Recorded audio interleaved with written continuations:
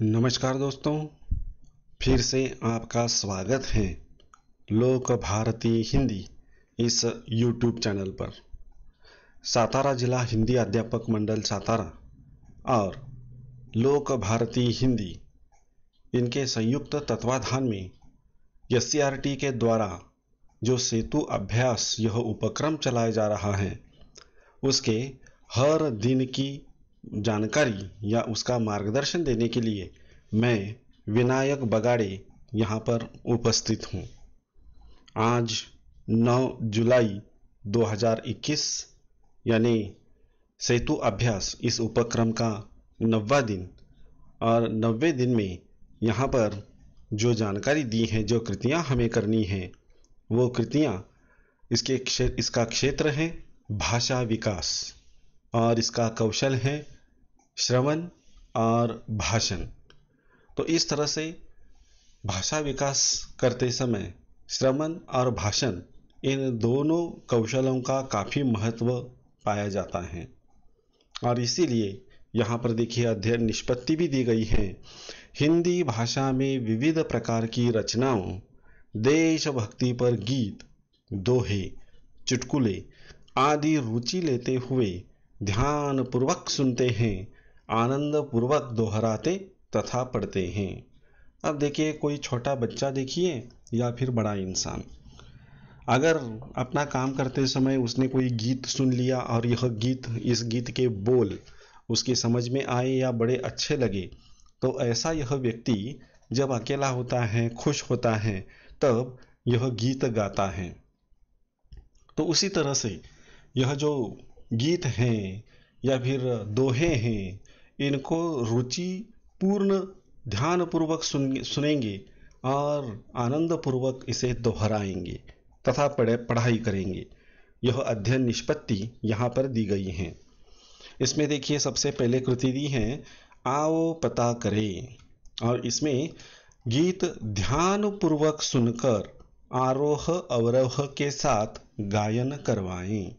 यह जो गीत यहाँ पर दिया है देशभक्ति पर गीत है, इस गीत को ध्यान से पहले सुनेंगे और बाद में आरोह अवरोह के साथ इसे गाना है। देखिए बड़ा ही सुंदर चित्र भी यहाँ पर दिया है। 5 उंगलियां यहाँ पर दिखाई गई हैं, लेकिन हर एक उंगली प्रत्येक उंगली से अलग है। इसमें देखिए इसका पोशाक या इसका दिखने का तरीका सब कुछ अलग है, लेकिन फिर भी इन सभी को बांधने वाला, जोड़ने वाला एक तत्व है जो एकता है।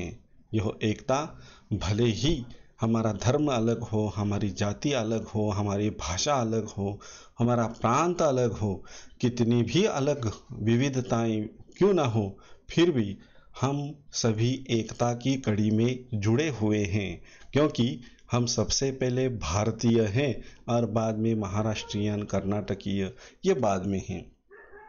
तो एकता की भावना यहाँ पर दिखाई देती है।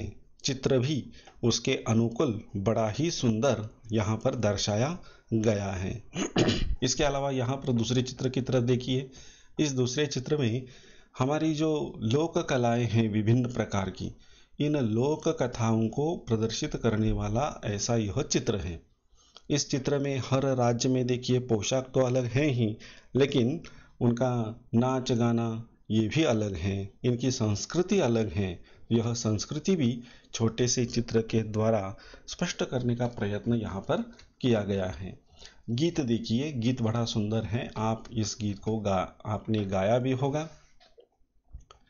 हिंद देश के निवासी सभी जन एक हैं, रंग रूप वेश भाषा चाहे अनेक हैं। हिंद देश के निवासी सभी जन एक हैं, रंग रूप वेश भाषा चाहे अनेक हैं। इसमें देखिए कवि अपने शब्दों का प्रयोग करते हुए बड़ा ही आनंद यहाँ पर पढ़ने वालों को देते हैं। जैसे वो बोलते हैं कि ये जो हिंद देश हैं, ये हिंदुस्तान है, भारत है, इस देश की विशेषताएं क्या है देखिए।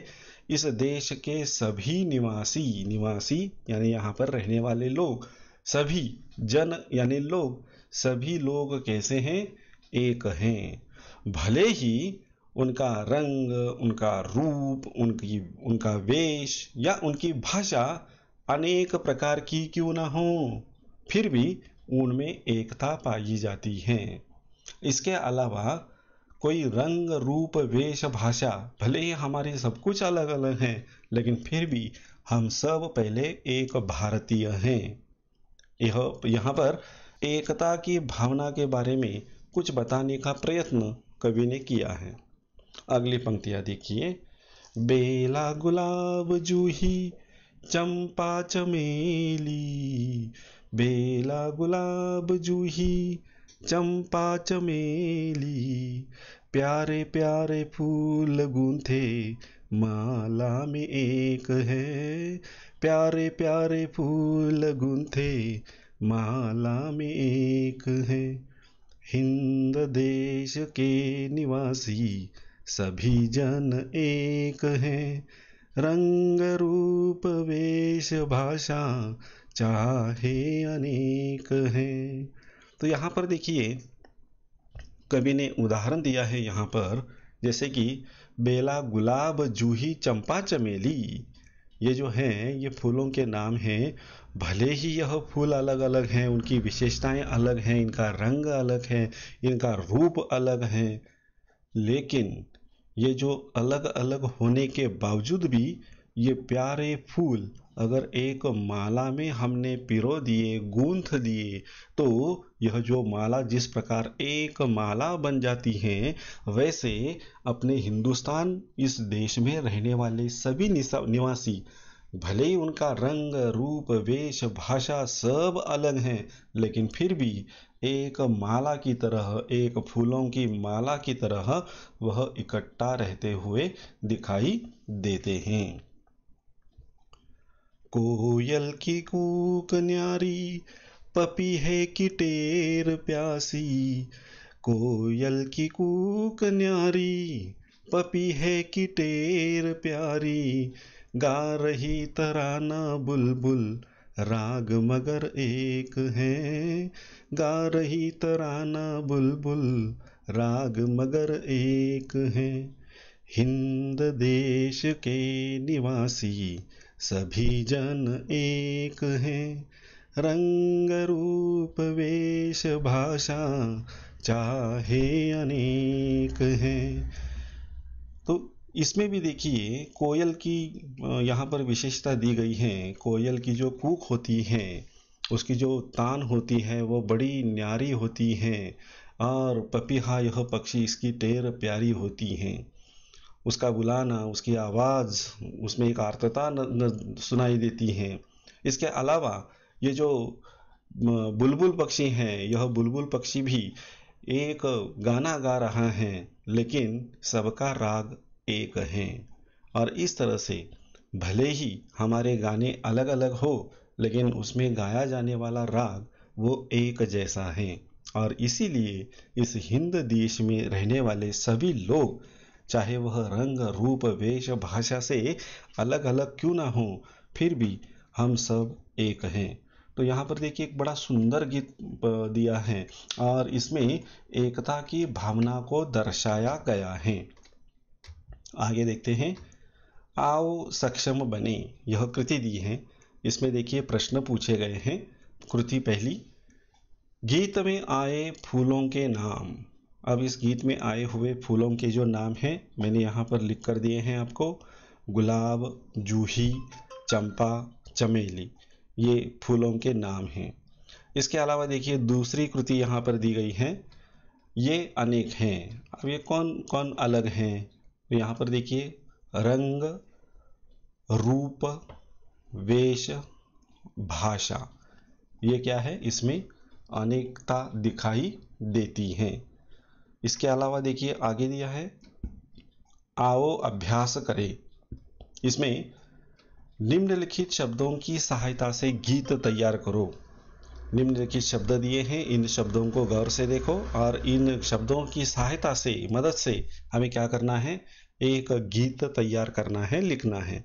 जैसे कि देश, सैनिक, तिरंगा, सुरक्षा। इन शब्दों की सहायता से आपको एक गीत तैयार करना है। अब यह गीत आप ही तैयार करो, क्योंकि सबका नज़रिया अलग अलग होगा, सबके विचार अलग अलग होंगे, इसीलिए यह गीत मैंने यहाँ पर नहीं दिया। इस गीत को आपको तैयार करना है। अगली कृति देखिए, आओ सृजन करे। इसमें आपके गांव में रहने वाले किसी सैनिक से बातचीत करो और संभाषण कापी में लिखो। आपके गांव में, गली में, तो यहाँ जहाँ पर यह सैनिक अगर आपको दिखाई देता है, मिलते हैं सैनिक, तो इनसे बातें कीजिए। ये हमसे बड़े हैं, जिन्होंने देश की सेवा की है, तो इनसे बातें कीजिए कि वो कहाँ पर थे, वो सैनिक में भर्ती कैसे हो गए, क्या राष्ट्र प्रेम की भावना प्रमुख थी, या किस भावना से प्रेरित होकर आप सैनिक बने, और इसके बाद सैनिक होने के बाद आपको कौन कौन से अनुभव आए, क्या युद्ध का अनुभव आपने लिया है, तो अपने युद्ध के अनुभव के बारे में कुछ बताइए।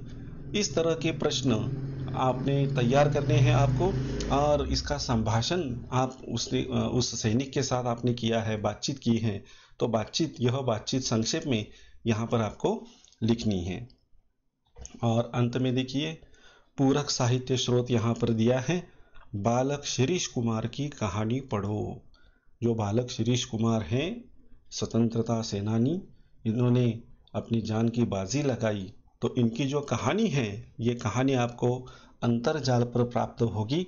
इस कहानी को प्राप्त कीजिए और यह कहानी पढ़िए। तो इस तरह से यह जो 9वां दिन है, 90 दिन में इस प्रकार की कृतियां आपको करनी हैं, और आप ये करेंगे पूरी सफलता के साथ, ऐसा विश्वास भी मुझे है। तो दोस्तों, यहाँ पर हम रुकते हैं, फिर से कल मिलेंगे। तब तक धन्यवाद।